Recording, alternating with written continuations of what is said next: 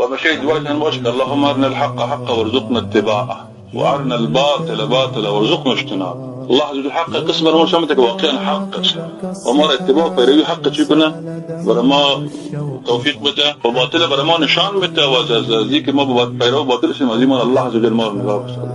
و در وقتی که ما وفات میکنیم با کلمه الله وفات کنیم و آخری جنایت واسطه برتر میگم با خودم با شما که دین الله عز وجل که مالکش الله عز وجل است. با ایرش خندی کردن، با ای بازی کردن، ایرا دکان باز کردن، سر رزق روزی پیدا کردن، این بسیار چی گران بهادر. از این خاطر ما میگم کسی میخواد تجارت کنه، دیگه کارهای دیگه است برای تجارت کنه. ولی بعد داشته باشین گفته که برادر پیشتر که برادر یک کسی میخوانه خواننده و رقص بازی میکنه قدر مضر نیست. به خاطر مضر به چند نفر از اون کسایی که بهش علاقه دارن. خدا شاید به اونها مضر و به خاطر اونها تو بودن دیگه با چه مضر واقع میشه. اما کسایی که به نام اسلام میخیزن و جوانای ما رو بازی میکنن و اینه تشویق میکنن که برن این نظام یا کسی مردم. یه هستن که الله جل جلاله نجات بده.